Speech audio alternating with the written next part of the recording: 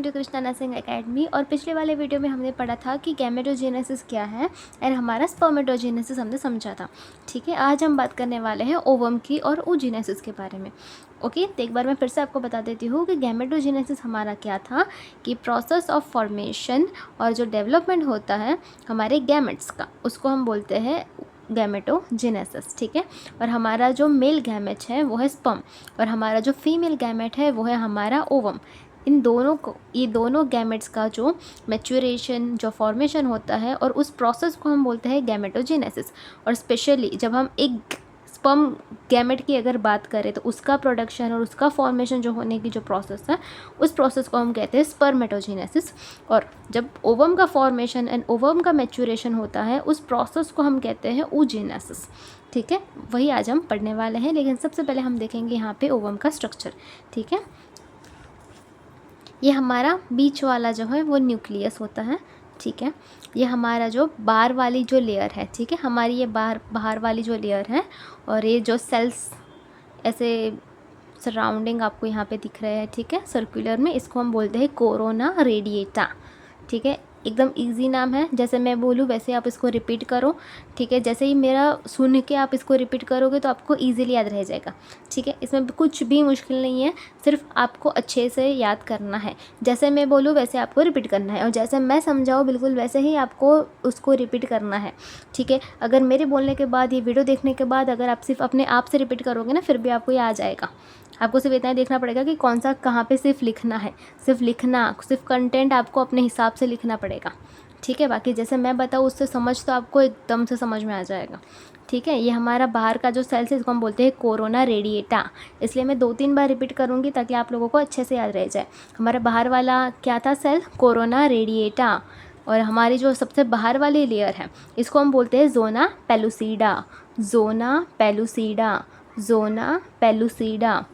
और zona pellucida के ये जो अंदर वाली हमारी जो लेयर है, ठीक है, जोना पेलुसिडा की अंदर वाली लेयर है, ये हमारी है वाइटलिन मेम्ब्रेन। ये हमारी क्या है, वाइटलिन मेम्ब्रेन, ये हमारी है वाइटलिन मेम्ब्रेन। और हमारी जोना पेलुसिडा और हमारी वाइटलिन मेम्ब्रेन के बीच में ये वाला जो स्पेस है, ठीक है, ये वाला जो स्पेस आपको यहाँ पे दिख रहा है, इस स्पेस को हम कहते हैं पेरी वाइटलिन स्पेस। इसको हम क्या कहते हैं, पेरी वाइटलिन स्पेस। ये हमारी वाइटलिन मेम्ब्रेन थी, ये हमारी जोना पेलुसिडा मेम्ब्रेन थी, और इन दोनों के बीच में जो स्पेस है इसको हमने क्या कहा, पेरी वाइटलिन स्पेस। इजी है, बाहर वाला क्या था, कोरोना रेडिएटा, बाहर वाली लेयर जोना पेलुसिडा, अंदर वाली लेयर हमारी वाइटलिन मेम्ब्रेन, और दोनों के बीच में जो स्पेस है उसको हमने बोला है पेरी वाइटलिन स्पेस। ठीक है, और ये हमारी एक पोलर बॉडी है, जब हम oogenesis पढ़ेंगे तब ये आएगा, लेकिन अभी आपको स्ट्रक्चर में इसको याद करना है। और सभी के सेल के अंदर न्यूक्लियस तो प्रेजेंट होता ही है। ठीक है, अब हम बात करेंगे ओवम के बारे में कुछ। ठीक है, ओवम जो है वो लार्जेस्ट सेल है into the female body. Ovum जो है वो हमारा लार्जेस्ट सेल है इन फीमेल बॉडी। याद रखना है, स्पर्म जो है वो स्मॉलेस्ट सेल था इनटू मेल। ओके, और ओवम क्या है, largest cell into the female body in the female. ये आपको याद करना है वाइवा के रिगार्डिंग। ठीक है, वाइवा में आपको पूछ सकते हैं कि फीमेल में सबसे लार्जेस्ट सेल कौन सा है, तो ओवम, और फीमेल में सबसे स्मॉलेस्ट सेल कौन सा है, न्यूरॉन। ठीक है, ये आपको याद करना है। लार्जेस्ट सेल तो है लेकिन इसकी साइज़ कितनी है ये भी आपको पूछ सकते हैं, तो इसकी साइज़ है 130 माइक्रोमीटर। ठीक है, ये भी आपको याद करना है। अब जैसा भी मैंने आपको यहाँ पे बताया था बिल्कुल वैसे ही यहाँ पे सब कुछ उसको डिटेल में लिखा है। जब भी आपको oogenesis पूछें, ओवम की मतलब एनाटॉमी, फिजियोलॉजी, आपको कुछ भी पूछें, ठीक है, ओबीजी के रिगार्डिंग, तो आपको क्या करना है, सबसे पहले इसको ड्रॉ करना है, एकदम अच्छे से ड्रॉ करना है। जैसे मैंने इसको लेबलाइज्ड किया है बिल्कुल वैसे ही इसको लेबलाइज्ड करना है। फिर जैसे मैं अभी आपको यहाँ पे oogenesis पढ़ाऊँगी वहाँ पे मैंने जैसे जैसे लिखा है आपको भी उससे भी अट्रैक्टिव फॉर्म में लिखना है। ठीक है, मैंने अभी सब कुछ ब्लू पेन से लिख डाला है, आपको ऐसा नहीं करना है। ठीक है, आपको एकदम प्रेजेंटेबल पेपर जो है वो अपना रखना है, लिखना है, ताकि आप ये जो मार्क्स है वो आपको अच्छे मिल सके। ओके, अभी यहाँ पे जो लिखा है उसको यहाँ के साथ याद करते जाना। ठीक है, ओवम जो है surrounded by cell membrane called the vitelline membrane. ये हमारा ओवम है। ठीक है, ये हमारा न्यूक्लियस था, पहली लेयर हमारी कौन सी थी, वाइटलिन मेम्ब्रेन।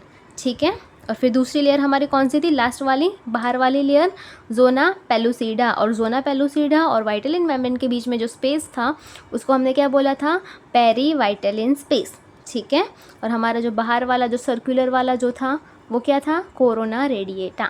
ठीक है, ओके, यहाँ पे भी मैंने वही लिखा है, release of secondary oocyte from primary oocyte is called the ovulation. ये अभी हम आप पढ़ेंगे, लेकिन फिर भी आपको अभी याद कर लेना है क्या है, release of secondary oocyte from primary oocyte। हमारा जब प्राइमरी oocyte बनता है, ठीक है, उससे सेकेंडरी oocyte जो है वो रिलीज़ होता है। ठीक है, और उस प्रोसेस को हम कहते हैं ओव्यूलेशन। ओव्यूलेशन की डेफिनेशन आपको आ सकती है, तो इसलिए मैंने यहाँ पे लिखी है ताकि आप लोगों को 2 मार्क्स अच्छे से मिल जाए। आपको सिर्फ इतनी नहीं लिखनी है और भी आपको ऐड करना है, लेकिन आपको समझने के लिए मैंने यहाँ पे इतना लिखा है। ठीक है, साइज़ ऑफ ओवम, ओवम की size 120 to 130 micron. Fertilisation span, ovum का फर्टिलाइजेशन स्पान कितना है। ठीक है, ये भी आपको वाइवा के रिगार्डिंग आपको पूछ सकते हैं कि ओवम का फर्टिलाइजेशन स्पान कितना है, तो आपको याद रखना है 12 to 24 आवर। ठीक है, स्पर्म का फर्टिलाइजेशन स्पान वो भी आप लोग पिछले वाले वीडियो में देख के याद कर लेना।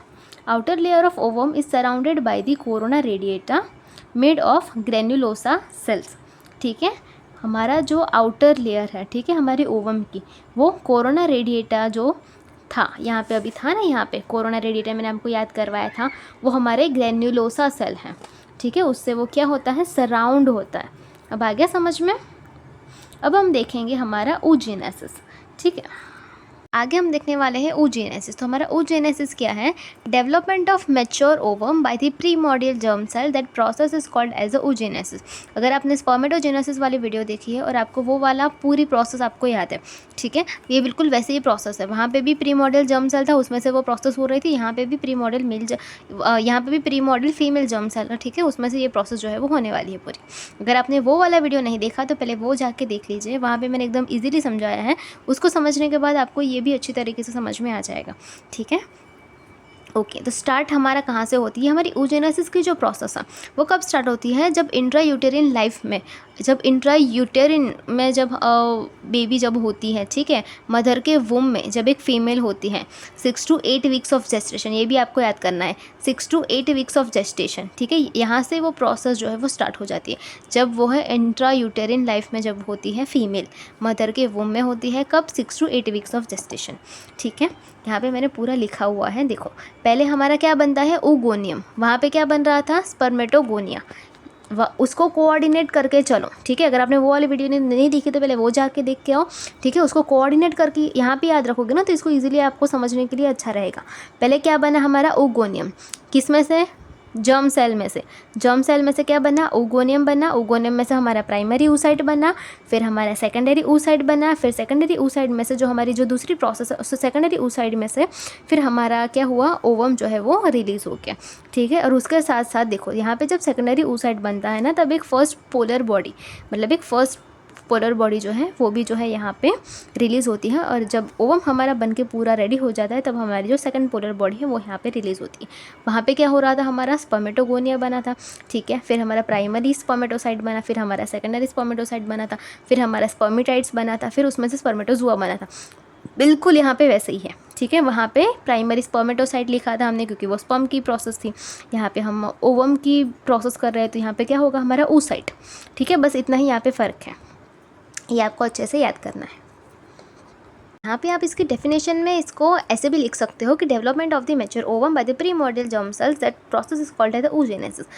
और इसको दूसरी तरह से कि आप क्या कैसे लिख सकते हो कि हमारा जो जर्म सेल है उसमें से क्या बना, हमारा oogoनियम बना। इसको सिर्फ याद रखने के लिए भी आप इसको याद रखो। ठीक है, हमारा क्या था, जर्म सेल था, उसमें से हमारा oogoनियम बना, oogoनियम में से हमारा प्राइमरी oocyte बना, प्राइमरी में से हमारा सेकेंडरी oocyte बना। जब हमारा सेकेंडरी oocyte बनता है तब एक फर्स्ट पोलर बॉडी भी जो है वो वहाँ पे रिलीज़ होती है। ठीक है, फिर हमारा सेकेंडरी oocyte में से हमारा फुल्ली मैच्योर हमारा ओवम बना। ठीक है, फिर हमारा ओवम बन गया, फिर यहाँ पे क्या होगा, हमारी जो सेकंड पोलर बॉडी है वो यहाँ पे रिलीज़ होगी। ठीक है, वहाँ पे भी मियोसिस माइटोसिस वाली प्रोसेस हो रही थी, अगर आपको याद हो। यहाँ पे भी वही सेम प्रोसेस होगी, माइटोसिस और मियोसिस वाली। ठीक है, वो आपको मैंने वहाँ पे समझाया था। अब oogonia हम देखेंगे, लेकिन उससे पहले मैं आपको ये पूरा चार्ट समझा देती हूँ। ठीक है, ये वाला चार्ट आप पूरा याद करना। जैसे मैंने उसको लिखा है आपको बिल्कुल वैसे ही लिखना है। यहाँ पे मैंने अपनी लैंग्वेज में लिखा था क्योंकि मेरी एग्ज़ाम थी तब, इसलिए मैंने ऐसे लिखा था उसको। अब मैं आपको अच्छे से समझाती हूँ। देखो हमारा पहला क्या बना, हमारा उगोनिया, मेल जर्म सेल था हमारा, ठीक है। अब उसमें से क्या बनता है, उगोनिया बनता है, लेकिन वो कैसे बनता है अभी मैं आपको समझाती हूँ। देखो जैसे जैसे मैं बताती जाऊँ वैसे आप उसको याद करिए। एक हमारा मेल जर्म सेल है, ठीक है।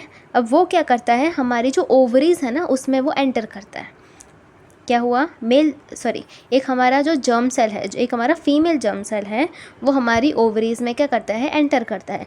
किसके थ्रू एंटर करता है ये आपको याद करना है। यॉक सैक, ये हमारा यॉक सैक है, इसके थ्रू क्या करता है, हमारा जो जर्म सेल है वो ओवरीज़ में एंटर करा, ठीक है। और फिर यहाँ पे क्या होगा, एक बार ओवरी में एंटर कर गया हमारा जर्म सेल, फिर उसका क्या होगा, रैपिडली उसका डिवीज़न होगा, और उस डिवीज़न को हम क्या कहते हैं, माइटोसिस। वहाँ पे मैंने पढ़ाया था स्पर्मेटोजेनेसिस में कि माइटोसिस क्या होता है, उसमें क्रोमोसोम का नंबर है वो सेम रहता है लेकिन डिवीज़न तो होता है। और मियोसिस में क्या था, क्रोमोसोम का नंबर जो है वो हाफ हो जाता है और डिवीज़न होता है। यहाँ पे क्या हुआ, हमारा रैपिडली डिवीज़न हुआ, किसका, जर्म सेल का हमारा रैपिडली डिवीज़न हुआ। और लाखों की संख्या में क्या होता है, लाखों की संख्या में, मिलियंस में हमारे ओगोनिया जो है वो यहाँ पे बन जाते हैं, ठीक है। और 20 वीक तक ये प्रोसेस स्टार्ट कब हुई थी, यहाँ पे याद करो, 6 to 8 वीक्स ऑफ जेस्टेशन से यहाँ पे ये प्रोसेस जो है वो स्टार्ट हो गई थी। अब 20 वीक, जब हमारा 20 वीक हो जाएगा तब क्या होगा, 7 मिलियन जो ओगोनिया है वो बन के तैयार हो जाएंगे। कितने, हमारे 7 मिलियन ओगोनिया है वो बन के तैयार हो जाएंगे। आप इसको एक चार्ट फॉर्म में भी लिख लो जैसे मैं अभी बता रही हूँ वैसे, ठीक है। अब हमारा ओगोनिया अब हमारा बन गया 7 मिलियन ओगोनिया, कब बना, 20 वीक में, ठीक है। अब क्या होगा, कुछ ओगोनिया जो है वो कहाँ पे एंटर करते हैं, वो मियोसिस 1 में एंटर करते हैं, ठीक है। और मियोसिस 1 है, उसको जो फेज़, उसका जो फेज़ है उस फेज़ को हम कहते हैं प्रोफेज़ 1। और उसका दूसरा नाम क्या है, उसका दूसरा नाम है डिप्लॉटिन स्टेज में, ठीक है। डिप्लॉटिन स्टेज में जो है हमारा ओगोनिया जो है वो यहाँ पे, ये प्रोसेस जो है वो यहाँ पे हमारी स्टॉप हो जाती है और उसको हम बोलते हैं प्राइमरी oocyte, ठीक है। ये प्रोसेस हमारी जो है वो यहाँ पे क्या हो जाती है, स्टॉप हो जाती है। क्या हुआ, पहले से याद कीजिए, यहाँ पे मैंने क्या बताया था, हमारा जो फीमेल जर्म सेल है वो क्या होगा, ओवरीज में एंटर होगा, यॉक सैक के थ्रू उसका रैपिडली डिवीजन होगा यानी कि माइटोसिस होगा, बिलियंस की संख्या में हमारे ओगोनिया बनेंगे और 20 वीक तक हमारे 7 मिलियन ओगोनिया जो है वो बनकर तैयार हो जाएंगे। अब हमारे जो कुछ ओगोनिया है वो मियोसिस 1 वाली जो प्रोसेस है उसमें एंटर करके, मियोसिस 1 हमको प्रोफेज़ 1 या फिर उसको डिप्लॉटिन फेज़ भी हम यहाँ पे कहते हैं। इतना ये फेज़ हो गया, अब ये फेज़ यहाँ पे स्टॉप हो गया और उस स्टॉप हो गया इसको हम बोलेंगे प्राइमरी oocyte, ठीक है। और जो बाकी की जो हमारी जो प्रोसेस है, ठीक है, इतनी जो प्रोसेस थी ना, यहाँ तक की प्रोसेस, प्राइमरी oocyte तक बनने की प्रोसेस, ये प्रोसेस हमारी इंट्रायूटेरिन लाइफ में होती है, ठीक है। और बाकी की जो प्रोसेस है हमारा, जब ओवम कब बनता है, एट प्यूबर्टी टाइम, फीमेल जब एक प्यूबर्टी टाइम में आती है उसमें जो बाकी की जो ओवम बनने की जो बाकी की प्रोसेस है, हमारा जो प्राइमरी oocyte जो है यहाँ पे बन गया, फिर हमारा सेकेंडरी oocyte बनेगा उसमें से, फिर हमारा एक मैच्योर ओवम बन के तैयार होगा। वो सारी प्रोसेस कब होती है, जब फीमेल प्यूबर्टी स्टेज में आती है तब, ठीक है। ये आपको याद करना है। एट बर्थ क्या था हमारा, 1 से 2 लाख प्राइमरी oocyte जो है वो प्रेजेंट होते हैं फीमेल की बॉडी में, ठीक है। कितने, 1 से 2 लाख तक क्या होते हैं, प्राइमरी oocyte जो है वो फीमेल के बॉडी में प्रेजेंट होते हैं, ठीक है। और प्यूबर्टी के बाद हमारा जो यहाँ पे हमारी प्रोसेस स्टॉप हो गई थी ना यहाँ पे। अब प्यूबर्टी में क्या होगा, प्यूबर्टी में जब मेंस्ट्रुएशन के टाइम में कुछ फॉलिकल्स जो है वो ग्रो होते हैं, ठीक है। और उसमें से एक फॉलिकल क्या होता है, हमारा पावरफुल डोमिनेंट फॉलिकल होता है और वो क्या करता है, वो हमारी जो अटकी हुई मियोसिस 1 वाली जो प्रोसेस है उसको क्या करता है, पूरा करता है। कौन पूरा करता है, हमारा एक डोमिनेंट फॉलिकल जो है वो हमारी रुकी हुई प्राइमरी oocyte वाली जो प्रोसेस है मियोसिस 1 वाली, उसको क्या करता है, पूरा करता है। लेकिन कब पूरा करता है, प्यूबर्टी स्टेज में, ठीक है, प्यूबर्टी वाली एज में। अब यहाँ पे क्या होगा, मियोसिस 1 कंप्लीट हो जाएगा। कौन करता है कंप्लीट, हमारा डोमिनेंट फॉलिकल क्या करता है, मियोसिस 1 को कंप्लीट करता है। अब क्या बनता है, अब हमारा प्राइमरी oocyte में से क्या बना, हमारा सेकेंडरी oocyte बना और हमारी फर्स्ट पोलर बॉडी जो है वो बन गई। सेकेंडरी oocyte हमारा लार्ज सेल है और जो हमारी पोलर बॉडी है वो हमारा स्मॉल सेल है, ठीक है। और दोनों जो है वो क्या है, हैप्लॉइड सेल्स है, दोनों क्या है, हमारे हैप्लॉइड का मतलब क्या है, 23 क्रोमोसोम्स है, क्या है हमारे 23 क्रोमोसोम्स। यहाँ पे मैंने बोला था ना वहाँ पे आगे प्राइमरी oocyte में से जो सेकेंडरी oocyte बना उसको हम क्या कहते हैं, उसको हम ओव्यूलेशन कहते हैं ना, तो यहाँ पे भी मैंने वही लिखा है, उसको हम कहते हैं हमारा ओव्यूलेशन। अब ग्राफियन फॉलिकल जो है वो रप्चर हो जाएगी, सेकेंडरी oocyte रिलीज हो जाएगा, ओव्यूलेशन हमारा हो गया। ठीक है, अब हमारा क्या होगा, जो ग्राफियन फॉलिकल्स थी हमारी, ठीक है, जो हमारी ग्राफियन फॉलिकल्स थी वो क्या हो जाएगी, वो रप्चर हो जाएगी और हमारा सेकेंडरी oocyte जो बना वो क्या हो जाएगा, रिलीज़ हो जाएगा हमारा सेकेंडरी oocyte। ठीक है, और जो सेकेंडरी oocyte हमारा जो रिलीज़ हुआ वो क्या मियोसिस 2 में चला जाएगा, उसको हम बोलते हैं मेटाफेज 2। इसको हम क्या बोलते हैं, उसको हम बोलते हैं मेटाफेज 2। अब हमारा मेटाफेज 2 भी हो गया और यहाँ पे भी जो प्रोसेस है ये हमारी यहाँ पे क्या हो जाएगी, स्टॉप हो जाएगी। यहाँ पे भी हमारी जो प्रोसेस है वो हमारी स्टॉप हो जाएगी।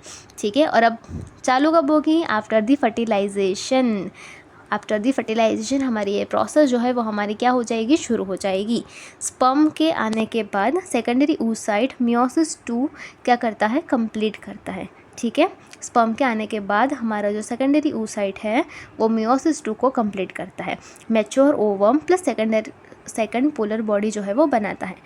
ठीक है, यह कंप्लीट होने के बाद क्या बनाता है, mature ovum plus secondary polar body. ठीक है, लेकिन अगर फर्टिलाइजेशन नहीं होता है, ठीक है, अगर वहाँ पे स्पर्म नहीं आता है तो सेकेंडरी oocyte जो है वो मियोसिस 2 को कंप्लीट नहीं करता है और हमारा जो बना हुआ, जो हमारा थोड़ा भी जो बना हुआ हमारा मियोसिस वाला पार्ट है उसका डिग्रेडेशन हो जाता है। ठीक है, इसलिए हमको जो मेंस्ट्रुएशन होता है वो इसकी वजह से होता है, क्योंकि वहाँ पे फर्टिलाइजेशन की प्रोसेस वहाँ पे नहीं हुई। ठीक है, और फर्टिलाइजेशन की प्रोसेस वहाँ पे स्टॉप हो गई और वो फर्टिलाइजेशन की प्रोसेस जो है वो वहाँ पे नहीं हुई, इसलिए हमारा मियोसिस 2 हमारा क्या हो गया, स्टॉप होगा। ठीक है, इसलिए मियोसिस 2 स्टॉप, वो मियोसिस 2 कंप्लीट ही नहीं हुआ हमारा। ठीक है, इसलिए मियोसिस 2 हमारा कंप्लीट ना होने की वजह से जो हमारा जितनी भी हमारी जो प्रोडक्ट बनी है सेकेंडरी oocyte तक वो क्या हो जाती है, वो डिग्रेड हो जाती है। ठीक है, वो क्या हो गया, वो डिग्रेड हो गया। ठीक है, यहाँ पे हमको इतना लिखना ज़रूरी है इसलिए हमने यहाँ पे लिखा है, लेकिन इसके और भी हम आगे भी देखेंगे। देखो अब यहाँ पे मैंने इसको चार्ट के फॉर्म में लिखा है, जैसे मैंने बताया था वैसे याद करो। क्या था, हमारा जर्म सेल था, ओवरी में कैसे एंटर करता था, यॉर्क सैक के थ्रू हमारा ओवरी में एंटर हुआ था। ठीक है, लेकिन कब, at the end of the 3rd and 4th वीक, मतलब अब देखो ये पूरी प्रोसेस कहाँ पे हो रही थी, हमारी प्राइमरी oocyte तक की प्रोसेस मैंने क्या बोला था, इंट्रा यूटेरिन लाइफ में। ठीक है, और प्राइमरी oocyte के बाद वाली प्रोसेस कब स्टार्ट होती थी, एट प्यूबर्टी। ये आपको याद करना है। ठीक है, जब भी आप इसको ऐसे चार्ट फॉर्म में लिखो, एकदम अट्रैक्टिव फॉर्म में लिखना, जैसे मैंने यहाँ पे साइड में लिखा है बिल्कुल वैसे ही यहाँ पे आपको सब कुछ लिखना है, ऐसा नहीं कि कुछ भी छोड़ दो, नहीं, अब 6 से लिखो ताकि आपको अच्छे से मार्क्स मिले। ठीक है, अब देखो जर्म सेल हमारा था, ओवरीज में एंटर हुआ यॉर्क सैक की हेल्प से। ठीक है, अब वो ओवरीज में एंटर कर गया, फिर हमारा माइटोसिस हुआ था। माइटोसिस में क्या हुआ था, हमारे ओगोनिया बने थे, सेल वहाँ पे डेवलप, वहाँ पे मैंने बोला था ना कि सेल का डिवीज़न होता है और हमारा ओगोनिया बनता है और 7 मिलियन सेल बन जाते हैं हमारे 20 वीक्स ऑफ जेस्टेशन के टाइम पे। ठीक है, फिर हमारा क्या बना था, प्राइमरी oocyte, यहाँ पे 46XX है, स्पर्म में क्या था 46XY था। ठीक है, ये आपको याद करना है। प्राइमरी oocyte तक की प्रोसेस हमारी जो है वो इंट्रायूटेरिन लाइफ में होती है। ओके, फिर हमारा मियोसिस फर्स्ट था, उसको हमने क्या बोला था, प्रोफेज डिप्लॉटिन फेज। ठीक है, ये हमारा अरेस्टेड फेज होता है। अरेस्टेड प्रोफेज मतलब क्या, मतलब ये प्रोसेस जो है यहाँ से आगे नहीं बढ़ती, यहाँ से ये फेज हमारा जो है वो यहाँ पे स्टॉप हो गया था। ठीक है, आपको याद होगा, अभी मैंने बताया था ना कि यहाँ पे हमारा क्या होगा, अरेस्टेड प्रोफेज। अरेस्टेड प्रोफेज का मतलब क्या है, ये प्रोसेस जो है वो यहाँ पे रुक जाएगी, ये प्रोसेस यहाँ पे स्टॉप हो जाएगी। बाकी की प्रोसेस कब होगी, जब प्यूबर्टी होगी तब। ठीक है, जब फीमेल एक प्यूबर्टी एज में होगी तब हमारी जो मियोसिस फर्स्ट वाला जो डिवीज़न है वो कंप्लीट होगा।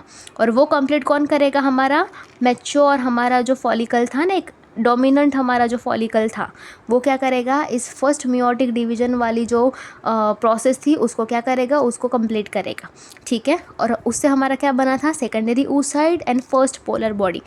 याद करो, सेकेंडरी oocyte हमारा क्या था, लार्ज सेल, पोलर बॉडी हमारा क्या था, स्मॉल सेल। अब सेकेंडरी oocyte में से हमारा क्या हो रहा था, second meiotic division. First meiotic division कब हुआ, हमारा जब प्राइमरी oocyte बना उसके बाद हमारा फर्स्ट मियोटिक डिवीज़न स्टार्ट हो गया, ठीक है। लेकिन वो वहाँ पे ही वो क्या होगा, वो अरेस्टेड फेज़ में चला गया। और बाकी की प्रोसेस हमारी कब स्टार्ट हुई, प्यूबर्टी के टाइम में। प्यूबर्टी के टाइम में जब हमारा प्राइमरी oocyte बना उसमें से हमारा सेकेंडरी oocyte प्लस हमारी फर्स्ट पोलर बॉडी बनी, ठीक है। और मियोसिस 1 जो हमारा वो यहाँ पे कंप्लीट हुआ, ठीक है। जैसे हमारा मियोसिस 1 कंप्लीट हुआ वैसे हमारी secondary oocyte and first polar body यहाँ पे बन गई।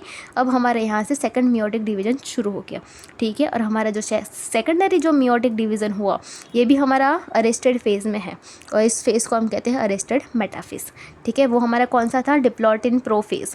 ये हमारा कौन सा है, अरेस्टेड मेटाफेज़। और बाकी की प्रोसेस कब होगी, जब फर्टिलाइजेशन होगा तब, और नहीं होगा तो वो डिग्रेड हो जाएगा। याद रहेगी पूरी प्रोसेस, फिर से देखते हैं। चलो, अरेस्टेड मेटाफेज़ में यहाँ तक आ गया। Okay, that phase is completed at the time of the fertilisation. Okay, अगर फर्टिलाइजेशन हुआ तो, और फर्टिलाइजेशन नहीं हुआ तो क्या होगा। अगर फर्टिलाइजेशन, यहाँ देखते हैं पहले, अगर फर्टिलाइजेशन नहीं हुआ तो degradation of the ovum in 12 to 24 hours. देखो, स्पर्म जब आता है, ठीक है, और 12 to 24 आवर्स तक ओवम जो है वो वहाँ पे होता है, ठीक है। अगर उस टाइम में अगर फर्टिलाइजेशन हो गया तो प्रेगनेंसी रह जाएगी, ठीक है। लेकिन अगर उस टाइम पे प्रेगनेंसी किसी को नहीं रहती है, क्यों, क्योंकि तब ओवम वहाँ पे है ही नहीं। फिर चाहे कितने भी बार स्पर्म वहाँ पे आए लेकिन ओवम ही नहीं है तो फर्टिलाइज वो क्या करेगा, समझे अभी। इसलिए जब ओवम वहाँ पे प्रेजेंट है और स्पर्म प्रेजेंट है तभी फर्टिलाइजेशन की जो प्रोसेस है वो वहाँ पे होती है, ठीक है। अगर यहाँ पे स्पर्म, हमारा एक ओवम बन गया, ठीक है, और वहाँ पे स्पर्म नहीं आया तो क्या होगा, हमारा 12 to 24 आवर्स, 12 से 24 घंटे में, ठीक है, एक दिन में क्या हो जाएगा, हमारा जो ओवम बना है उसका डिग्रेडेशन हो जाएगा, ठीक है। उस ओवम का हमारा क्या होगा, डिग्रेडेशन, मेंस्ट्रुएशन के थ्रू वो क्या हो जाएगा, ब्लीडिंग बन के बाहर निकल जाएगा।